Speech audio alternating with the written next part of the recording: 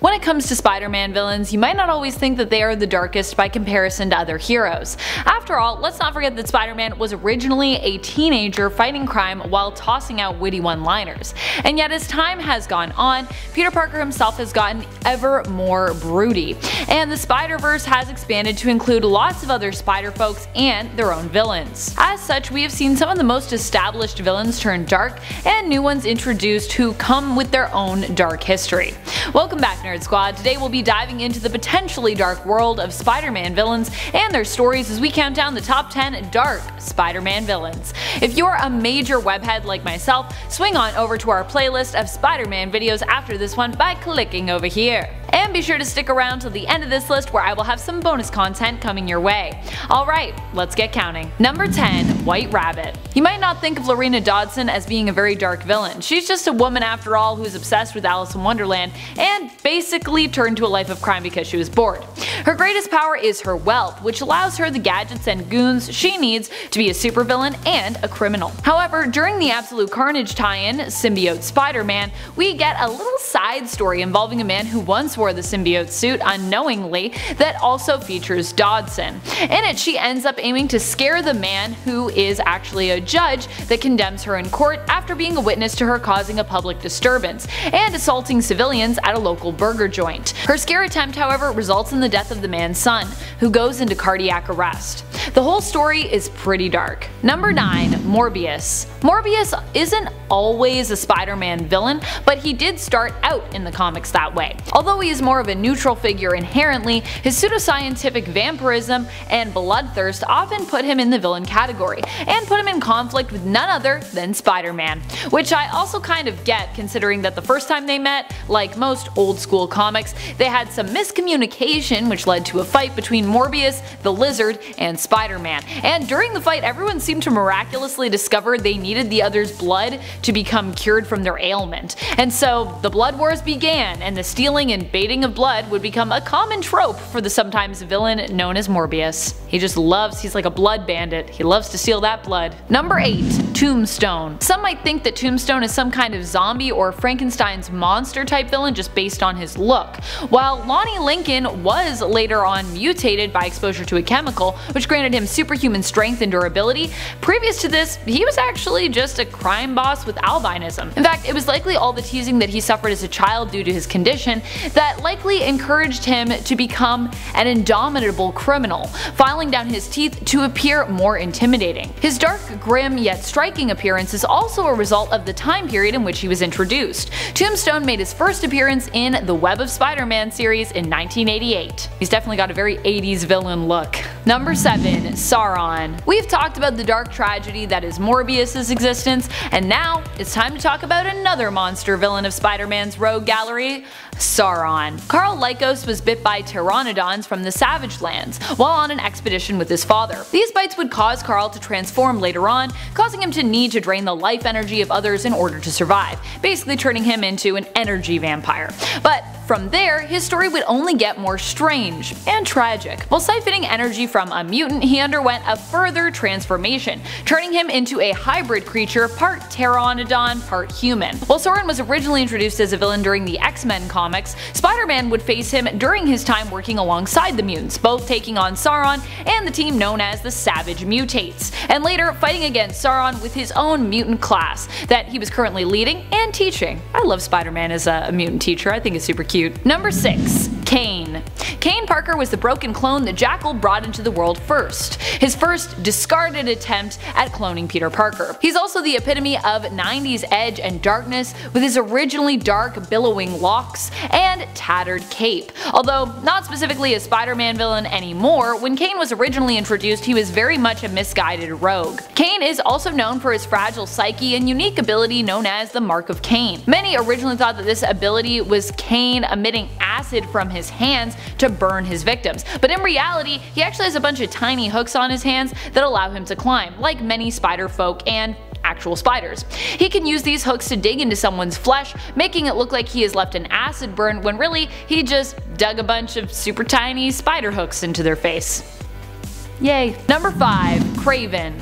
For Kraven the Hunter, Spider-Man has always been the #1 prize. This was the inspiration for the story Kraven's Last Hunt, where it appeared that Kraven had finally captured and defeated Spider-Man by killing him. In truth, he had simply incapacitated Spider-Man, placing him in a comatose, death-like state for a few weeks. When Spider-Man awoke, he discovered that Kraven had basically been standing in for him while he was out, and it was revealed to Peter that Kraven's whole plan was to beat Spider-Man at his own game, proving that he himself was a better hero than the Spider by becoming sort of Spider-Man? In the end, Kraven felt he had accomplished what he had set out to do, and in a way also showed respect for Peter Parker's approach to heroism. Feeling that he was almost at peace with the world, Kraven took his own life, ending his legacy. Or at least this would have been a dark but meaningful end to his legacy, but instead of staying dead, Kraven would later be resurrected. Oh, comics. Number 4. Norman Osborn. Green Goblin, as he was originally known, has had a lot of different villain identities. Norman Osborn is often a criminal mastermind, and was the criminal mastermind behind the events of Dark Reign, when he was known as the leader of the Dark Avengers, Iron Patriot. He's also stepped in as a sort of alternate Carnage, believing he himself was in fact Cletus Cassidy, and has been known as the combination villain of Red Goblin as well, probably one of the most terrifying iterations we have seen of him yet as a villain. And he was also the Goblin King for a time. No relation to Madeline Pryor's Goblin Queen, by the way. But when it boils down to it, Norman Osborn is one of the darkest Spider-Man villains because he is so focused on going that extra mile just to find new and insanely twisted ways to torture Peter Parker and Spider-Man. Dude is crazy. I love it. Number 3. Kindred. This villain is pretty dark since it's been alluded to that they are a demon from hell. In life, they were someone close to Peter Parker who was betrayed by him and by Norman Osborn. They have returned to get vengeance and use demonic centipede creatures to manipulate others by having these summoned creatures crawl inside those that they wish to torment. Ick. But also not ick to house centipedes, which are lovely little creatures who feed on other house pests. We like house centipedes, but we do not like demon mind control centipedes. Yes? Except MJ maybe is a fan, as she was actually pretty nice to Kindred centipedes prior to us really knowing that they were definitely a villain out to get revenge on Peter Parker, of course. Number 2. Carnage. Sure, Kindred is a former human and current demon from hell, but Carnage is like a demon on Earth. Even disregarding the dark attachment that the Carnage symbiote had to serial killer Cletus Cassidy, Carnage recently became an even more darker villain after the Carnage symbiote appeared to die attempting to preserve Cletus during his re-entry to the Earth's atmosphere. While attempting to protect its human host, the symbiote actually burned up, and even more tragic, depending on your perspective I guess, it failed to save Cletus, who also appeared to have died on arrival. However, the Null-worshipping cult known as the Church of Darkness managed to resurrect Cletus by bonding the Grendel symbiote to him, allowing them to become a new Carnage known as Dark Carnage.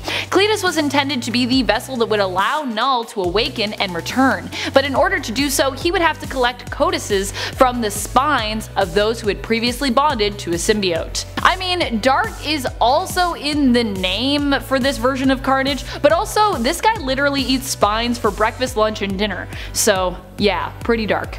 Number 1. Mephisto. Of course, it can't possibly get more dark than Mephisto. When it comes to his feud with Spider-Man, or Spider-Folks for that matter, Mephisto seems to have a bit of an obsession. He saved Aunt May for Peter in exchange for his marriage to MJ, saved Miles Morales as Spider-Man's teammates in exchange for the life of a civilian that Miles had saved in that other timeline where his teammates died, and he convinced Otto Octavius as Superior Spider-Man to return to a life of villainy in order to defeat an alternate reality Spidey who was also that Earth's Norman Osborn. That's like getting rid of 2 Spider-Men with 1 stone. I like to imagine he keeps these little wins and trophies in a shrine that he has in his closet, because he is secretly the biggest Spider-Man fan ever. He even possessed Gwenpool's brother, and she's really only a small percentage related to the Spider-Verse as a sort of alternate version of Gwen Stacy mixed with Deadpool. Mephisto has revealed it's his dream to make life a living hell for all Spider-Folks everywhere. How nice. Add in the fact that he's basically Marvel's version of the devil, and you've got one twisted and dark Spider-Man villain.